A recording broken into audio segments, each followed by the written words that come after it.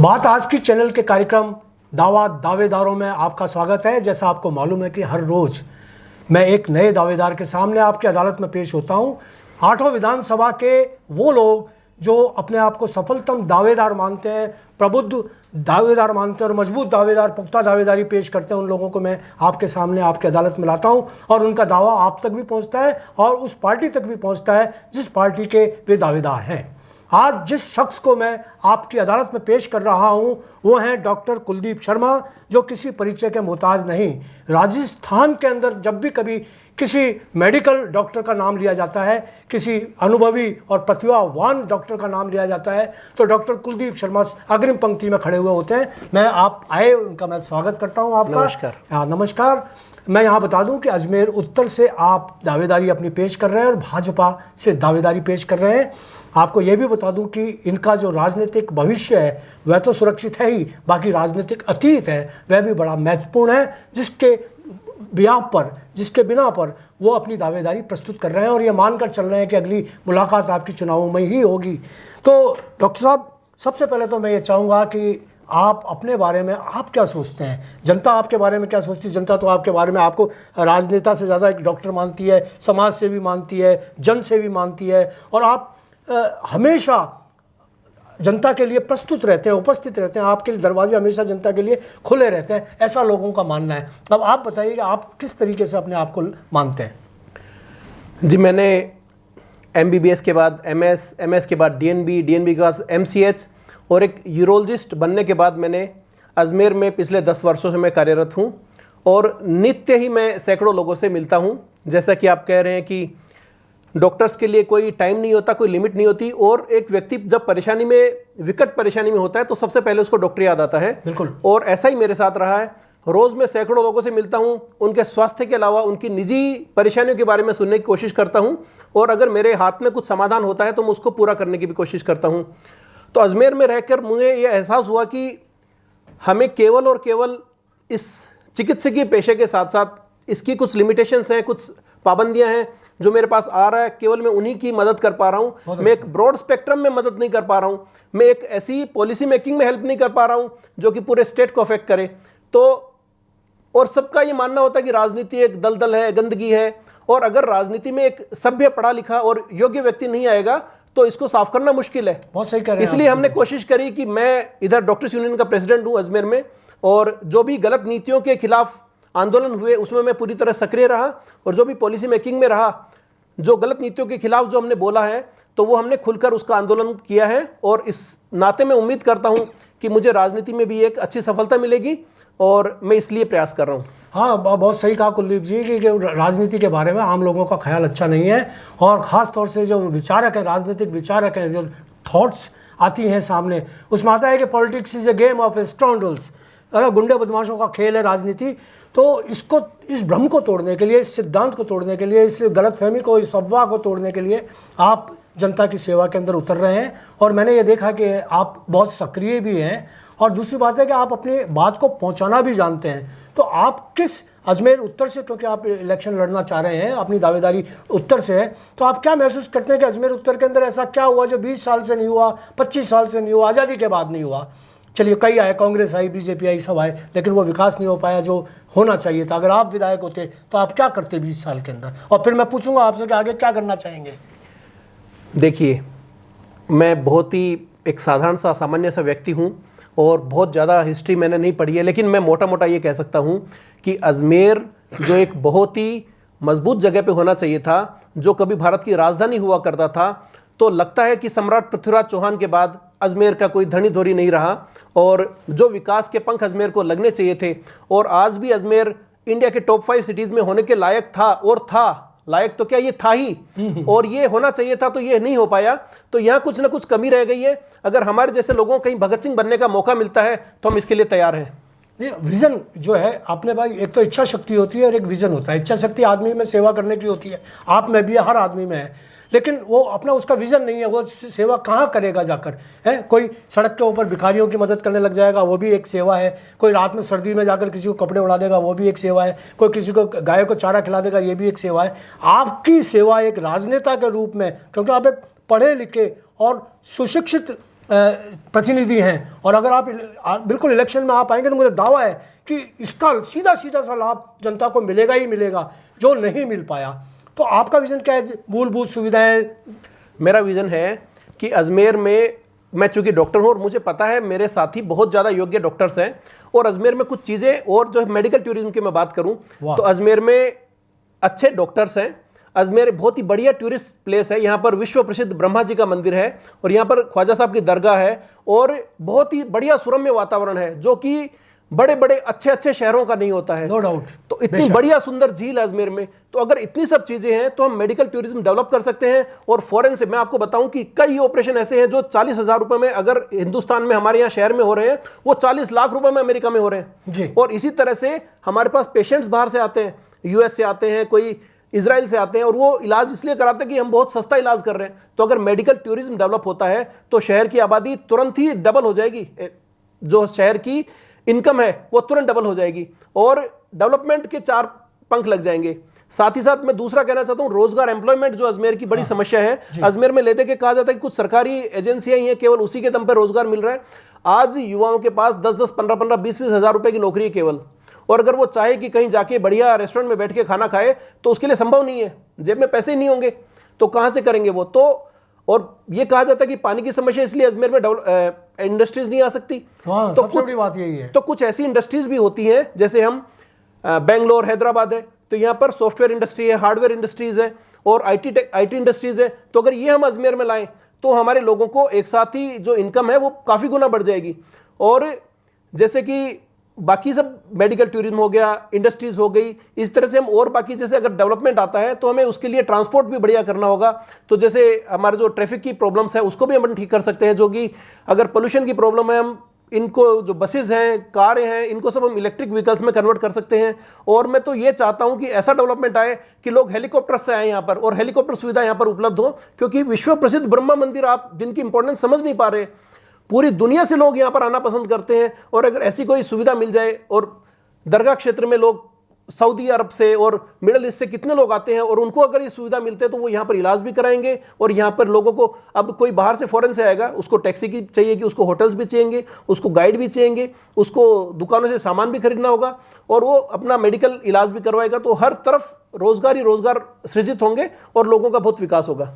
निश्चित रूप से कुलदीप जी, आपने जो बात कही वो अब तक किसी दावेदार ने नहीं कही। अजमेर उत्तर से भी बहुत सारे दावेदार मेरे पास आए, अजमेर दक्षिण से भी आए, और दूसरे सिटी से भी आए, ब्यावर से, किशनगढ़ से, केकड़ी से, सब जगह से आए। लेकिन जो आपने एक व्यवहारिक बात बताई कि पानी के अभाव के अंदर इंडस्ट्री नहीं लग सकती, जब भी कभी पानी की, या पीने को पानी नहीं है, तो ऐसी स्थिति के अंदर हम इंडस्ट्री की कल्पना कैसे कर सकते हैं। लेकिन आपने एक बहुत अच्छा सुझाव दिया कि अगर अजमेर में पानी नहीं है, अजमेर के नेताओं में अगर पानी नहीं है, जनता की आंखों का पानी अगर कोई साफ नहीं कर सकता, तो आपका जो विज़न है उससे निश्चित रूप से अजमेर को फ़ायदा मिल सकता है। कि आप जो कह रहे हैं कि किसी तरीके से भी एक छोटी इंडस्ट्री जो है वो शुरू कर सकते हैं, और इससे सर्वांगीण विकास होगा। एक आपने जो मेडिकल टूरिज्म की बात कही वो एकदम से नई बात है अजमेर के लिए, अब तक किसी डॉक्टर ने ये नहीं सोचा। लेकिन डॉक्टर साहब, सवाल फिर वही कि आपकी पार्टी, जो बीजेपी की पार्टी, जो 20 साल से काबिज है, जहाँ अजमेर उत्तर में चले जाइए, अजमेर दक्षिण में चले जाइए, अब आपको, और आज भी 20 साल के बाद में भी 76 साल का एक राजनेता फिर से आगे 5 साल के लिए फिर इस शहर को आबाद करने के लिए आने वाला है। तो आप कहाँ दावेदारी उनके सामने प्रस्तुत कर रहे हैं, आप कहाँ ठहरते हैं उनके सामने, उस पर ज़रा अपना विचार व्यक्त करें। देखिए, मैं आपको पहला बताना चाहूँगा कि बीजेपी में टिकट के क्राइटेरियाज क्या होते हैं। कुछ क्राइटेरिया हैं कि जिनके योग्यता के दम पर टिकट मिलने वाला है, कि आप पढ़े लिखे, युवा, और आपकी नेगेटिविटी नहीं होनी चाहिए, आपकी इमेज बढ़िया होनी चाहिए, लोगों में आपकी पहचान होनी चाहिए। तो ये सारे क्राइटेरिया मुझ में हैं। दूसरी बात, बीजेपी का ये भी क्राइटेरिया कि 75 ईयर्स से अबोव वालों को टिकट नहीं देंगी। तो अभी तक टिकट मिला कहाँ है किसी को। और जो तो 75 साल के बाद में जो देवनानी साहब हैं, हमारे वरिष्ठ हैं और बहुत ही ज़्यादा योग्य हैं, लेकिन अनुभवी भी बहुत हैं, और उनका हम पूरा फ़ायदा लेंगे, और संगठन में कहीं ना कहीं उनको बड़ी अच्छी अहमियत मिलेगी और मिलती है। तो हम उनके आशीर्वाद से और उनके गाइडेंस में और अजमेर का विकास करने के लिए हम तैयार हैं। नहीं, लेकिन अगर उनको ही टिकट मिल जाती है तो आपकी क्या भूमिका रहेगी? अभी टिकट नहीं मिली है, और टिकट योग्यता के आधार पर मिलेगी, और मैं पूरी उम्मीद करता हूं बीजेपी से टिकट मुझे मिलेगी। आपको टिकट मिलेगी। आपका बहुत आपका आत्मविश्वास को मैं नमन करता हूं कि आपका इतना बड़ा आत्मविश्वास है, और आपके दावे के लिए मैं समझता हूं कि जनता की शुभकामनाएं भी आपके साथ होनी ही चाहिए, होंगी ही। मैं ये चाहता हूँ कि आप इस दावे पर खरे उतरें कि आने वाले समय में जब आप भाजपा का नाम आए तो अजमेर का नाम आए, जब भाजपा के नेतृत्व का नाम आए तो आपका नाम स्वर्ण अक्षरों में आए। आप जिस विजन के साथ में उतरना चाहते हैं और जिस दावे के साथ में कहना चाहते हैं, तो आपका वोट बैंक के बारे में क्या है कि वोट बैंक होता है आजकल कि भाई वोट बैंक है, जाट बाहुल्य है, जातिवाद है, सिंधी। अब वो तो अपने जो देवनानी जी हैं वो तो सिंधी सीट पर ही जीतते हैं, सिंधी मतदाताओं की वजह से जीतते हैं, उनका दावा भी होता है, वरना घोषित तो सिंधी सीट नहीं है, अघोषित तो सिंधी सीट है। तो ऐसे अघोषित जो परंपरा चली आ रही है उसको तोड़ने की कोशिश भी की, आपके डॉक्टरों ने की, आपके डॉक्टर भायती ने इसको तोड़ने की कोशिश की, महेंद्र सिंह लड़ाता ने इस परंपरा को तोड़ने की कोशिश की, और अब आप तो डॉक्टर हैं खुद और फिर इस परंपरा को तोड़ने के लिए आ रहे हैं, चाहे वो भाजपा में हो चाहे कांग्रेस में हो। परंपरा तो यही बनी आ रही थी, टूटी है, तो आप किस तरीके से इसको तोड़ना चाहेंगे? देखिए, मैं डॉक्टर हूँ और डॉक्टर की कुर्सी पर बैठकर मुझे सभी लोग बराबर दिखते हैं, न कोई जाति न कोई धर्म, सब मुझे इंसान दिखते हैं। और अजमेर की खास बात भी ये है कि ये एजुकेटेड और पढ़े लिखे लोगों का शहर है, और अजमेर में अगर पढ़े लिखे और योग्य लोगों का नेतृत्व एक पढ़ा लिखा और योग्य व्यक्ति नहीं करेगा तो कौन करेगा जी। तो कहीं कोई संशय नहीं है कि मुझे टिकट ना मिलेगा और मैं इसका नेतृत्व करने की काबिलियत नहीं रखूंगा, और मेरी पूरी उम्मीद है कि मैं बहुत अच्छा नेतृत्व करने की पूरी कोशिश करूंगा। इसमें तो कोई दो राय नहीं है। आपको जितने दावेदारी, आपके जितने लोग सुन रहे हैं आपको, चाहे वो पहली बार आपको सुन रहे हो, पहली बार देख रहे हो, लेकिन आपकी दावेदारी में दम है और आपकी बात में भी दम है। लेकिन अगर फिर वही वाली बात आती है कि जीतेंगे कैसे, जीतोगे कैसे, जीतेंगे कैसे। देखिए, मैं अपनी ये विनिंग आपको प्रोबेबिलिटी बताता हूँ जी। एक तो मैं मेडिकल जो यूनियन है, डॉक्टर्स यूनियन है, उसका प्रेसिडेंट हूँ, और जो भी आंदोलन हुए हमारी एक आवाज़ पर पूरा मेडिकल यूनियन एक साथ रहता है मेरे साथ, पूरे मेडिकल कॉलेज के लोग हैं और पूरे प्राइवेट डॉक्टर्स हैं। अजमेर उत्तर में एक बड़ा कंपोनेंट बनाता है मेडिकल कम्युनिटी। साथ ही साथ आप डॉक्टर्स के साथ उनके नर्सिंग स्टाफ होते हैं, उनका परिवार होता है, मेडिकल रिप्रेजेंटेटिव होते हैं, मेडिकल स्टोर्स होते हैं, और हर क्षेत्र में हमारे क्लिनिक है, हमारे डॉक्टर्स के ऑफिस हैं। ये तो मैंने आपको मेडिकल की बात बताई। जाति पाति हम नहीं मानते हैं। एक और जोड़ लीजिएगा, मरीज भी होते हैं हमारे मरीज, मैं ये कहने वाला था नेक्स्ट। और हर डॉक्टर्स के इतना इन्फ्लुएंस है कि वो अपने आसपास के क्षेत्र में बड़ा इन्फ्लुएंसिव होता है, और सब लोग मेरे लिए कंधे से कंधा मिलाकर साथ चलने के लिए तैयार हैं, तभी मैं अपने आगे बढ़ा हूँ। दूसरी बात यह है कि अगर जातिगत आधार पर देखें तो सभी जातियाँ सम्मिलित रूप से अजमेर में मिलजुल कर रहती हैं और सबका स्नेह बना रहता है हमारे लिए। हालांकि एज ए डॉक्टर मैं कोई जाति की बात नहीं करता, लेकिन आप पॉलिटिशियन आप बात करा रहे हैं, तो ब्राह्मण मतदाता के लिए और ब्राह्मण उम्मीदवार के लिए सभी लोगों के मन में एक सॉफ्ट कॉर्नर रहता है। सभी ब्राह्मण समाज का मुझे एक रिकॉर्डेड समर्थन प्राप्त है और वीडियो रिकॉर्डेड समर्थन प्राप्त है। सभी समाज के प्रतिनिधियों ने जाजम कार्यक्रम में ये कहा कि डॉक्टर कुलदीप शर्मा हमारे प्रतिनिधि रहेंगे, और सब तन मन और धन से मेरे साथ हैं। तो इस तरह से समाज का प्रतिनिधित्व मेरे साथ है, और साथ ही साथ बाकी सब समाजों का भी मुझे प्रतिनिधित्व है और उनका जो है समर्थन मुझे प्राप्त है। तो निश्चित रूप से एक भारी मतों से, I think more than 20,000 vote से अगर उम्मीदवारी करने का मौका मिलता है तो मैं इतने हज़ार वोटों से कम जीत पाऊंगा। बहुत अच्छी बात है। आप जो मतलब आपका दावा बहुत मैं निश्चित रूप से मानता हूँ, और मैं तो आप तो कह रहे हैं 20, अगर आप जैसे पढ़े लिखे, आप जैसे समझदार, आप जैसे विजन वाले लोग, अगर शिक्षा से जुड़े हुए लोग, स्वास्थ्य से जुड़े हुए लोग अगर जनता में आते हैं तो उसको और समर्थन मिलेगा। 20 क्या, आप 60,000 मतों से भी जीत सकते हैं अजमेर से, इसमें कोई दो राय नहीं है। लेकिन अच्छा, और बाकी के जो दावेदार हैं आपके, जो टिकट मांग रहे हैं, उनसे आपका क्या तालमेल है? देखिए, मैं अपने सभी वरिष्ठ जनों का सम्मान करता हूं और सभी का रिस्पेक्ट करता हूं, और मुझे पूरी उम्मीद है कि वो सब मेरे साथ भी आएंगे और मेरे समर्थन के लिए काम भी करेंगे, और हम सब मिलकर अजमेर में भाजपा को बहुत ऊंचाई तक ले जाएंगे और इस लेवल तक ले जाएंगे कि अजमेर का रिप्रेजेंटेशन हमेशा नेशनल लेवल तक हो। आपको टिकट नहीं मिली तो आप क्या करेंगे? पहली बात तो मैंने ऐसा कभी सोचा ही नहीं कि मुझे टिकट ना मिले, क्योंकि आत्मविश्वास के पीछे आत्मविश्वास के पीछे ये है कि मैंने कभी कोई काम किया है और उसमें कभी मैं सेकंड नहीं आया। अच्छा, बताएं। मैं और इंडिया फर्स्ट रैंकर हूँ MCS एंट्रेंस एग्जाम में, और गोल्ड मेडलिस्ट हूँ, और ईश्वर की कृपा मुझ पर रही है, और कहते हैं जा पर कृपा राम की हुई, तां पर कृपा करे सब कोई। मुझे पूरी उम्मीद है कि मुझे टिकट, क्योंकि भाजपा में टिकट के क्राइटेरियाज होते हैं कि आपको, जो मैंने आपको पहले भी चर्चा करी, और अगर उन क्राइटेरिया में फिट नहीं बैठता और भाजपा मुझे इस लायक नहीं समझती तो मैं शायद आता ही नहीं इस दौड़ पे।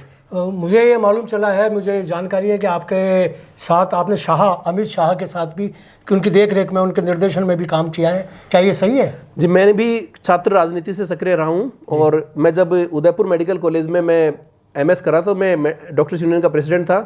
जब मैं KGMC से MCS कर रहा था लखनऊ से, तब भी मैं पूरी यूनियन का एक गाइड था और जो भी आंदोलन होते थे वो डिसीजन मेकर हम ही हुआ करते थे। और उस समय एक आंदोलन हुआ था जिसका मोदी जी ने अपनी भरी सभा में जिक्र भी किया था, और उसमें पूरे उत्तर प्रदेश के मेडिकल वालों ने समाजवादी पार्टी के खिलाफ आंदोलन किया था। उस आंदोलन का नेतृत्व मैं कर रहा था, और जब अखिलेश यादव साहब से बात करने की बात आई तो उनसे बात करने के लिए, जो नेगोशिएशन के लिए बात, तो मैं ही गया था अंदर बात करने।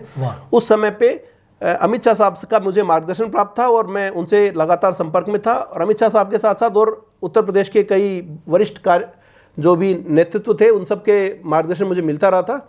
और मुझे पूरी उम्मीद है कि उन सब मार्गदर्शन का मुझे अब फ़ायदा मिलेगा, और मुझे व्यक्तिगत कोई फ़ायदा नहीं चाहिए। मैं ईश्वर की कृपा से पूरा व्यस्त रहता हूँ अपने मेडिकल के काम से, और अच्छा मुझे सम्मान भी प्राप्त है। लोग, मेरा प्रोफेशन ही ऐसा है कि मैं काम करता हूँ, उसके बदले मुझे पैसा भी मिलता है और मुझे अच्छा काम करने की प्रेरणा भी मिलती है।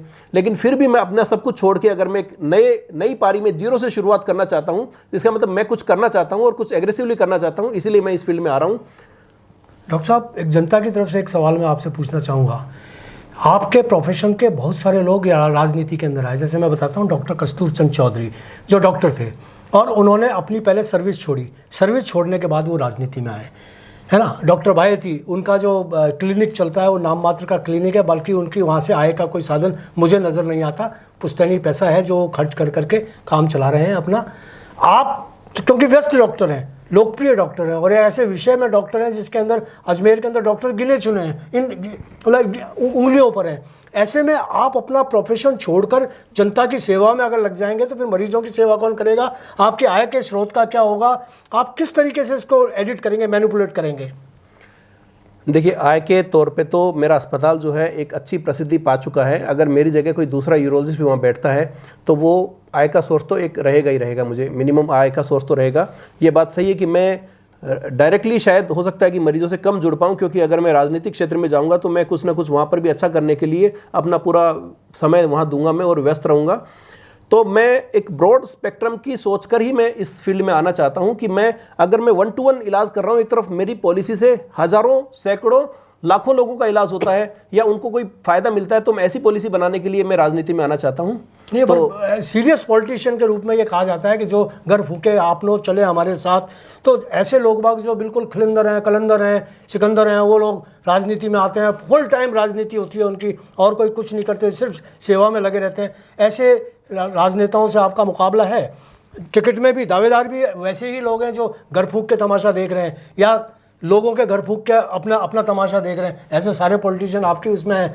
मैं ये चाह रहा हूँ कि आप किस तरीके से, मैं अभी तक भी नहीं इस बात पर यकीन कर पा रहा कि आप अपने इतने बड़े हॉस्पिटल को, इतनी शिक्षा के आपका पृष्ठभूमि है, उसको छोड़कर राजनीति जैसे, जिसके अंदर ना छोटे छोटे से आदमियों से आपको ना हाथ फैलाकर वो वोट मांगने पड़ेंगे, वोट दो वोट दो, तो ऐसी आप कर पाएंगे? ये सारे संस्कारों में है आपके ये?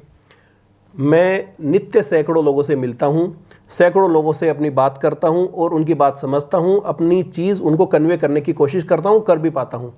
तो मेरा लोगों से डायरेक्ट जुड़ाव है और मुझे भीख नहीं मांगनी पड़ेगी, और ये सारी दुनिया भी चाहती है। अगर आप मुझसे मिलते हैं या मेरे जो भी संपर्क के लोग हैं, वो डेफिनेटली मेरे पूरी तन मन और धन से सपोर्ट में रहते हैं। और मुझे, आप जैसे कह रहे हैं कि ऐसे छोटे लोग तो कोई नहीं होते, हम तो सबको अपने बराबर का दर्जा देके चलते हैं। और मेरे पास जैसे हॉस्पिटल में एसपी साहब भी आते हैं, कांस्टेबल साहब भी आते हैं, और एक मजदूर भी आता है, और एक बड़े व्यवसायी भी आते हैं, और सब अब इज्जत से आते हैं और इज्जत पाके जाते हैं। तो सब लोग, अगर मुझे किसी के सामने हाथ जोड़कर विनम्रता से कुछ कहना पड़े तो मुझे कोई दिक्कत नहीं होती। व्यवहारिक बात मैं बताऊँ, आपके पास जो लोग आते हैं, जितने भी लोग आते हैं, वो आपको फीस देते हैं। जब जनता आपके पास काम कराने के लिए आएगी तो वो फीस नहीं देगी, वो आपका समय भी लेगी, आपकी प्रतिभा का उपयोग भी करेगी, मतलब एक्सप्लॉयटेशन होगा आपकी प्रतिभा का। आप ये नहीं समझते कि पॉलिटिक्स में आने के बाद में राजनीति का जो एक ना गेम ऑफ स्क्रॉन्डल्स, तो वो कहीं ऐसा नहीं हो कि आप ना इधर के रहें ना उधर के रहें, ना अच्छे राजनेता बन सकें ना अच्छे डॉक्टर रह पाएँ। देखिए, मैं अच्छा डॉक्टर भी रहा और अच्छा राजनेता भी बनूंगा, तो ये तो कोई संशय मत रखिए आप। और एक्सप्लॉयटेशन जो है, अगर मैं किसी के काम आ पाता हूँ तो मुझे खुशी होगी इस बात के लिए। और जो फीस लेके जो काम कर रहा, तो ये मेरा व्यवसाय था और मैंने अपने व्यवसाय के साथ भी कभी ऐसा नहीं किया कि मैंने किसी को ज़बरदस्ती लूटा हो या कोई ऐसा काम किया हो। कि अगर किसी ने वाजिब रूप से गरीबी बताई है या किसी ने मेंशन भी कर दिया तो मैंने अपनी तरफ से जो बेस्ट एफर्ट्स कर पाए वो किया है। और चूंकि मैं प्राइवेट अस्पताल चलाता हूँ तो मुझे फ़ीस लेने का और पैसे लेने का हक पूरा है। फिर भी मैंने अपनी तरफ से जो भी बेस्ट एफर्ट्स लोगों के लिए किए हैं और मैं आगे भी करना चाहता हूँ।